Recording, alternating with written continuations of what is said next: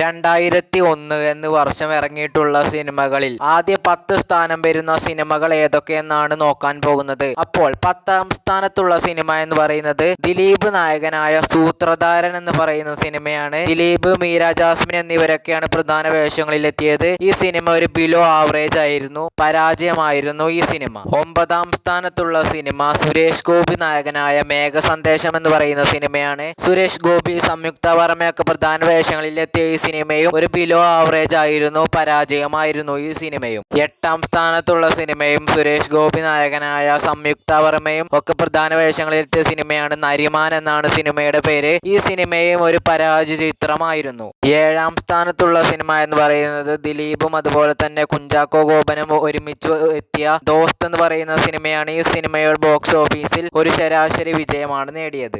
6ാം സ്ഥാനത്തുള്ള സിനിമ എന്ന് പറയുന്നത് കലാഭവൻ മണി നായകനായി സിന്ധു മേനോനൊക്കെ അഭിനയിച്ച ആകാശത്തിലെ പറവകൾ എന്ന് പറയുന്ന സിനിമയാണ്. ഈ സിനിമ ബോക്സ് ഓഫീസിൽ ഹിറ്റായിരുന്നു. 5ാം സ്ഥാനത്തുള്ള സിനിമ എന്ന് പറയുന്നത് ദിലീപും അതുപോലെ തന്നെ നവ്യ നായരും അഭിനയിച്ച ഇഷ്ടം എന്ന് പറയുന്ന സിനിമയാണ്. ഈ സിനിമയും ബോക്സ് ഓഫീസിൽ ഹിറ്റായിരുന്നു. 4ാം സ്ഥാനത്തുള്ള സിനിമ എന്ന് പറയുന്നത് കലാഭവൻ മണി നായകനായി പുറത്തിറങ്ങിയ കരിമാടിക്കുട്ടൻ എന്ന് പറയുന്ന സിനിമയാണ്. ഈ സിനിമ ബോക്സ് ഓഫീസിൽ സൂപ്പർ ഹിറ്റ് വിജയമാണ് നേടിയത്. 3ാം സ്ഥാനത്തുള്ള സിനിമ എന്ന് പറയുന്നത് കാക്കക്കുയിൽ എന്ന് പറയുന്ന സിനിമയാണ്. മോഹൻലാലും മുകേഷും എന്നിവർ പ്രധാന വേഷങ്ങളിലെത്തിയ ഈ സിനിമ സൂപ്പർ ഹിറ്റ് വിജയമാണ് ബോക്സ് ഓഫീസിൽ നേടിയത്. 2ാം സ്ഥാനത്തുള്ള സിനിമ എന്ന് പറയുന്നത് ദിലീപ്, നിത്യദാസ് എന്നിവർ ഒരുമിച്ച് അഭിനയിച്ച പറക്കും തളിക എന്ന് പറയുന്ന സിനിമയാണ് 2ാം സ്ഥാനത്തുള്ളത്. ഈ സിനിമ ബോക്സ് ഓഫീസിൽ ഒരു മെഗാ ഹിറ്റ് വിജയമാണ് നേടിയത്. 2001 ഇറങ്ങിയ സിനിമകളിൽ 1ാം സ്ഥാനത്തുള്ള സിനിമ എന്ന് പറയുന്നത് മോഹൻലാൽ നായകനായി പുറത്തിറങ്ങിയ രാവണപ്രഭു എന്ന് പറയുന്ന ചിത്രമാണ്. ഈ സിനിമയും ബോക്സ് ഓഫീസിൽ മെഗാ ഹിറ്റ് വിജയമാണ് നേടിയത്. അപ്പോൾ 2002